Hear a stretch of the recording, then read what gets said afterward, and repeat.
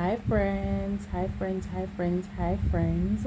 Happy Thursday, happy Friday Eve. I am Shay and this is Has God Been Good or What? I'm repping my country, Jamaica. Tomorrow is Emancipation Day and then on the 6th will be our Independence Day celebration.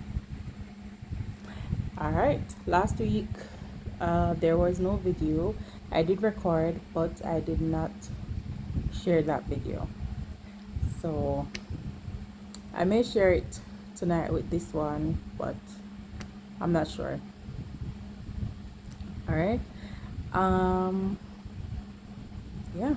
So let's get straight into the testimony. So as you all know, each week I share a testimony and we celebrate God's faithfulness and his goodness. All right, so tonight I'm gonna get straight into it. All right, so 2 years ago, or was it last year? I think it was last year, July. Yeah. So I'm a part of my church. We have an annual conference. So each year in October we have a conference, right? So last year it was in Florida, Orlando, Florida, and I am in Jamaica, as most of you would already know. So I did not have a visa, so I would not be able to travel because to go to the United States to travel, I mean, if it's not for work, if it's for like a visit, you would need a visa. Okay, so I did not have one. So I prayed and I said, Lord, um, I want to get my visa. I would love to go to the conference. That was my main reason for wanting the visa. Um, I had only gone once before, and it was for work purposes, and I was successful at that time. But I've never tried to get one before for like tourism purposes, for just going sick, right? So I prayed and I said, Lord, I want to get my visa so in October I can go to the conference. So in March, May, at the end of May, I signed up. I did the whole process through a travel agency. I got my date for my appointment, which was the 15th of July. And so on that day, I got up early and prepared, and I went to the embassy. And then you have to wait until they begin the process, and you have to wait until it's your turn, like your appointment time. So they have different slots like 7 a.m., 7:30, 8:30. My time was 7:30. So I got there pretty early. So I was just waiting outside. Now, uh, yeah, when I got there, I was just standing there, and I just started checking if I had everything that I would need. I just started checking, and I realized I did not have one of the documents. I don't remember the exact name of it, but you cannot go in without it, because when it's your turn and they call you over from where you're standing into the line, there is like a pre check before you actually go inside. So there are persons outside checking to ensure that you have everything before you even go inside to waste their time, basically, right? So, but I realized before it was my turn to go over, because they didn't start working as yet, as I said. So I was just there waiting with the other people, and I just started going through my stuff. I don't know how. Well, it was the Lord, it was the Holy Spirit, because I just started looking through my things. Now you're unable to take your phone to the embassy, so I did not have my phone. I did not have a checklist, a physical checklist with me to say, oh, these are the stuff that I need. I just started looking through the document out the blue, so I know it's the Lord that gave me that desire, and I realized I did not have the form. Now, this form, they would have sent it to me in my email, and then I was supposed to print it and take it to the appointment. Fine. I said, I realized I didn't have it. I went by myself physically, so I didn't have anyone to talk to or anything. So I started talking to God, of course, and I said, Lord, what do I do? So I started looking for somewhere that I could print it. And I saw a sign um, at a community nearby. So I crossed the road and started walking. Someone saw that I was looking and they were like, let me accompany you. So you have people out there who they provide services, like if you need a chair to sit while you wait, if you brought your bag and don't want to take it in, they'll keep it. If you brought your phone which you cannot take in, they'll keep it for you at a cost, of course. um so someone accompanied me to this copying center, like if you need to use the computer, like a cafe, right? So when I went, I told him that, hey, I need to print something. And he said, what is it? And I told him, and he was like, you can't go in there without that, right? Oh, he said, you can't go in there without that. So he knows the document and he knows the importance of it. So I was like, yeah, I need to print it. So he says, yeah, you can print it. It's 1,500 for 2 copies.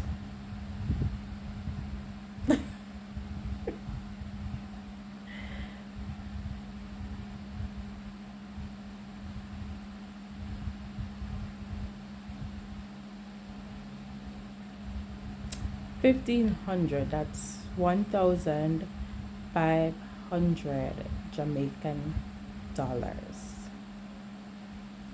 Okay, now which would be like $10 in the US.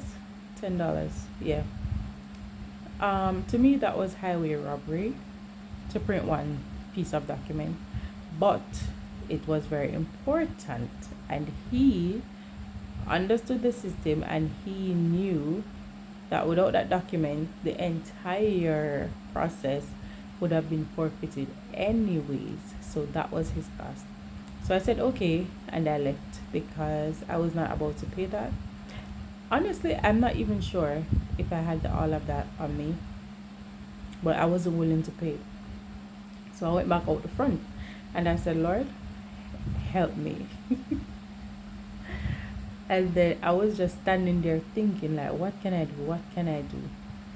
So I remember that the university that I attended was some distance up the road. Like I could take a taxi and go up there and get the paper printed. So that was my grand idea. So I waited on a taxi, got in the taxi. But as I'm sitting in the taxi, I'm thinking to myself, it's coming to me. It's like, it's summer, no one would be there now. And even if people would be there, they wouldn't be there this early. So this is not gonna work. So I'm already in the taxi, it's driving. So I said, okay, Lord, what do I do? What's the next thing? So there was another young lady in the taxi, in the taxi beside me, sorry, and a gentleman as well. Sorry, excuse me. So the gentleman got off, and then it was just me and her. So I could feel like the Holy Spirit nudging me, ask her, ask her. I don't know why I was afraid or nervous, and I wasn't asking her. And I remember I heard clearly the Lord tell me to ask her now because she's getting off soon. And people, I turned to her and I said, "Good morning." I explained the situation. I said, "I have an appointment. I forgot to print one of the papers and I cannot go in without it. Can you assist me by printing it at work?" Because she was going to work. And she said yes. And right as she answered me, right as she said yes, the very next stop was her stop.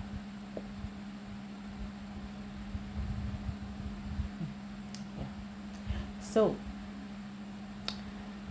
I got off with her. I paid the taxi. Um, I went into her office with her. I printed the document, came back out, took another taxi to go back to the embassy where I was, and I waited. All right, so I went in with her. They allowed me to use the computer. I print two copies, one for backup, and I went back. And that to go to the taxi to go and to get back, that cost me like $300, which would be like two dollars in the US, right? Now, what I want to share from this experience is to seize the opportunity. Seize the opportunity. And I just feel like this is a new dawn, it's a new season, but things are not always going to just fall in our laps or seem easy for us to just take. We're going to have to put in some effort. And I'm in the book of Joshua right now. I do believe this morning's devotion was chapter 16 or 17, but basically the tribe of Joseph, they went to Joshua. Is it Joseph or Manasseh? I think it's Joseph. And they were saying, "Oh, we are a large tribe, but this land is too small, our inheritance is too small for us." And Joshua is saying, "Okay, take the hill country of Ephraim, you can take it, clear it out, and it will be yours." And they were saying, "Oh, the Canaanites are in the plains and they have chariots of iron." And they were basically saying, "How would we want more, but how are we gonna do it? We want more, but we want more, but we want more, but we want it. We want more space. We want the land, but." All right. And this that experience and where I'm in the word right now is, they together, they are just to me, they're saying there is more. You have a desire for more, but you're gonna have to get it. You are gonna have to seize the opportunity when it presents itself, even if it doesn't present itself in a way that is easy or how you are expecting it. And that's just the truth. That is just life. Things are not always gonna fall in our laps. Sometimes these things are gonna be presented in a way that causes us to come out of our comfort zone, that causes us to push ourselves, that causes us to not be afraid. And so I want to encourage you to seize the opportunity. Seize the opportunity, even if it doesn't look like what you are expecting it to look like. First thing you're going to do, in all your ways, acknowledge Him, and He will direct your path. And then, when He presents you with that opportunity, seize it. Seize it with your full chest. Do not doubt. Do not make excuses. The opportunity would not come if you're not in a possession to possess it. You are capable. You are well able to possess it. It is yours for the taking. But are you willing to take it? Are you willing to endure a little discomfort for your inheritance? Hmm? Now, if I had sat in that taxi, not said anything to that young lady, and God bless her wherever she is, I never forget that morning. She would have gotten off, and then I would have had to figure it out after that. I would have to figure it out after that because my answer came. No, I moved in faith when I said I'm going to go by my school. So I took a step. But God, knowing that no one would be there to help me, the taxi that happened to come, right, had the answer. Remember, I was intending to go to school, not to ask someone, but God already knew. So by the time I'm sitting there, I realized, oh, no one would be there to help me anyways. All right. So now I got that revelation. I realized that that would be like a setback. But the answer was right there. I just need to know pivot. I just need to know change strategy. I just need to know, say, God, this isn't working. What's the next thing? And he answered. He said, asked the young lady, I resisted for a while. And I'm telling you, he said, ask her now. She's gonna get off soon. And by the time I asked and she said yes, she was getting off. Friends, some opportunities don't come back around after they have passed. It's gonna take a while to bounce back or get another opportunity like that one. So seize it. Seize the opportunity. Don't let fear hold you back. The sheep know the voice of the shepherd. So if you know the voice of God and you know when he speaks to you, there's no need to be double-minded or be wondering, second guessing, afraid. Just move. All right? Yes. And so that's a testimony for this week. So I stated earlier that tomorrow is Emancipation Day, so that means it's a national holiday, so there's no work. We will be fasting at church, and I know that a lot of churches probably fast, or maybe some people fast at the beginning of the month, and so we will be fasting. But I'm looking forward to the rest and the time with God. So enjoy the rest of your week, enjoy your weekend.